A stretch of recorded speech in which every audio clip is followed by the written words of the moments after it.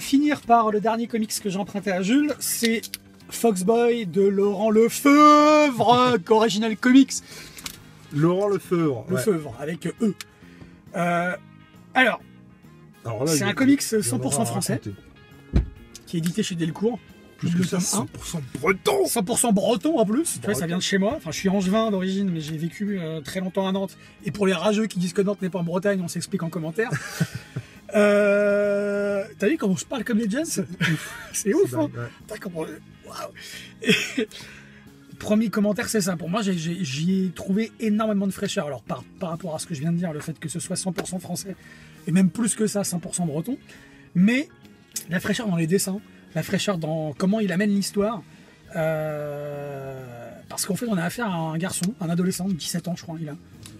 Il est pas vieux. Il est pas vieux, il est au lycée. Ça se passe à Rennes, l'histoire. Donc c'est une ville que tout le monde connaît, même si tout le monde n'y est pas allé.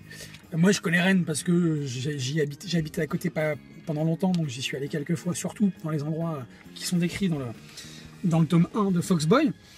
Donc c'est l'histoire d'un jeune garçon qui est au lycée, qui il passe une crise d'adolescence.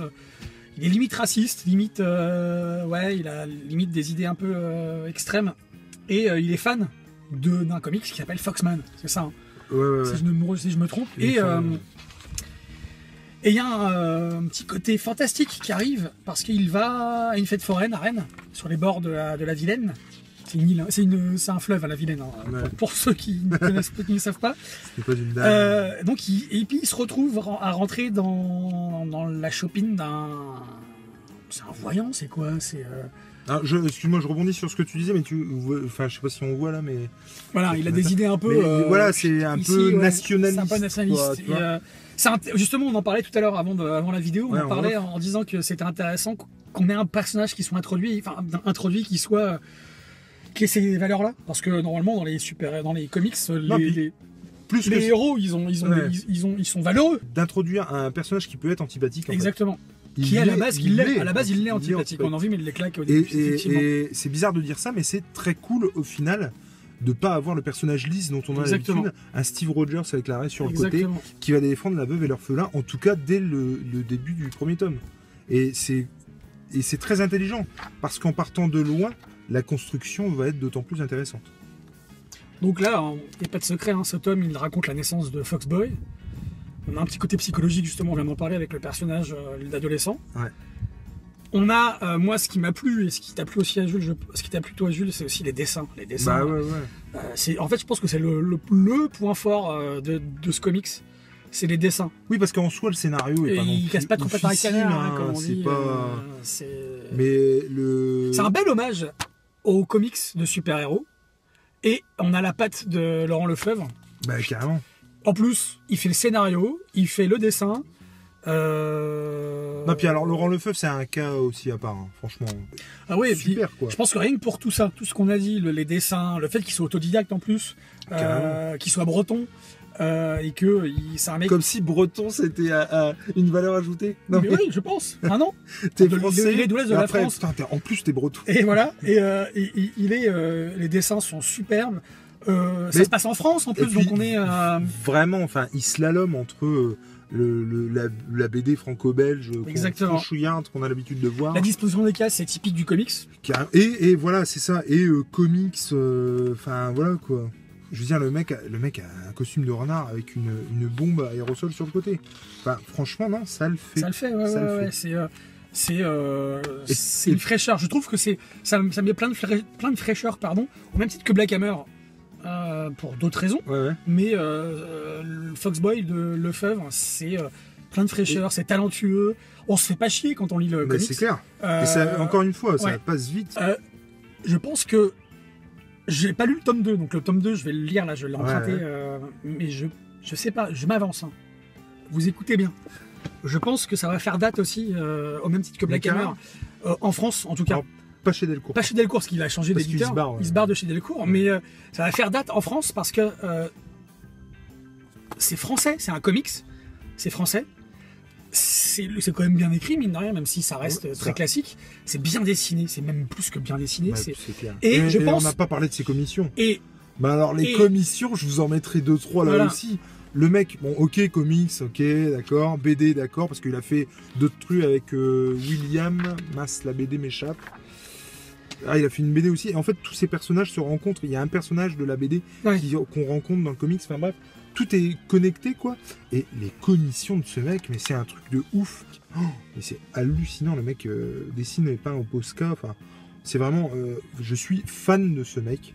Et effectivement, j'ai hâte qu'on en entende reparler. Je pense que l'atelier workshop, il va... Ouais. C'est un pavé dans la mare, le truc. Il est assez actif aussi sur les réseaux sociaux. Mais ouais. Et le truc, c'est que moi, mon mot de la fin à moi, c'est que il est accessible à tout lecteur, petit, moyen, grand, les enfants, les ados, les adultes. Les ados, parce que les ados vont peut-être pouvoir se retrouver dans certains personnages. Et puis ils vont peut-être pouvoir retrouver aussi dans les personnages périphériques du Foxboy. Certaines personnes de leur entourage. Et puis, j'insiste vraiment là-dessus, le fait que ça se passe en France. Alors, je suis pas franchouillard. Non, mais c'est cool. Mais c'est cool parce que c'est vrai que l'univers des comics, c'est intéressant. Le fait qu'on est dans des buildings énormes, Batman, Superman ou même chez Marvel. Hein, j'ai pas trop de références non plus, mais là, il a quand même réussi à donner une perspective à la ville de Rennes. Mais c'est clair, dessus. À la ville de Rennes. Quoi. Non, mais c'est vrai. Je veux dire, c'est pas Paris, c'est pas. C'est Rennes. Quoi. Il est de là-bas, donc forcément. Et moi, ce que j'aime. Les raisons pour lesquelles. C'est que pour moi, ce mec est un monstre, mais dans le sens création, dans monstre de créativité, quoi. Je veux dire, le mec construit des trucs, et puis il a un côté, moi, qui me plaît beaucoup. Il fait, si ça marche, ça marche. Si ça marche pas, ça marche pas. Il pourrait faire du aguicheur. Mais c'est pas ça qui l'intéresse, quoi. Oui, puis l'industrie française n'est pas du tout dans ce trip-là. Mais c'est ça. Mais tu vois, là, il y a un petit côté. L'industrie de la BD française. Il y a un petit côté terre à terre. Il pourrait mettre Foxboy à New York, faire des grandes enquêtes. Il l'a dit lui-même justement sur Facebook. Il l'a dit. Moi, si bien sûr. Moi, s'il y a Marvel ou DC qui m'appelle pour dessiner, bien sûr, ou pour reprendre mon Foxboy, ou alors j'aimerais trop voir un 4 fantastique. Voilà, c'est ça, exactement. Mais voilà, il le dit. S'il m'appelle, bien sûr que j'y cours. Et encore le faux modeste non plus, c'est clair. Mais il court pas après et ça se ressent. Et juste pour finir là-dessus, moi ce que j'avais beaucoup aimé, c'est qu'effectivement je trouvais que c'était vraiment un mix entre le comics et la BD, la BD, et plus que ça, moi quand j'étais gamin je lisais pour les plus jeunes ils connaîtront pas, mais tu sais, Bibliothèque Verte, Bibliothèque Rose, le Club des 5, le Club des 5, Fantomètre, tout ça. Exact. Et le dessin, moi ça m'a donné cette nostalgie. Exactement. En fait. Oui, maintenant tu le dis. Ouais. Tu vois, tu vois les 5 copains qui sont en colonie et qui se barrent la nuit pour aller, tu vois. Et dans le Comics Mag, tu sais, où ils faisaient une petite planche. Ouais. Il y avait ce côté-là aussi, on est au fin fond de l'Ardèche ou de je sais pas quoi, et puis on va se barrer, on est en vacances, et pour mener l'enquête. C'est très actuel, mais ça va faire monter des souvenirs d'enfance. Bien sûr. Et du coup, je trouve qu'il est beaucoup sur ça, sur la nostalgie et la modernité. Et du coup, belle découverte, en tout cas, pour ma part. Je répète, plein de fraîcheur. Ouais. Ça amène plein de fraîcheur dans le monde du comics. Du coup, voilà, en attendant que ce soit des comics, des BD ou des livres, tout simplement, tout ce qu'il faut retenir, c'est qu'il faut lire. On éteint ? Je peux pas dire mieux. Allez, ciao ! Salut !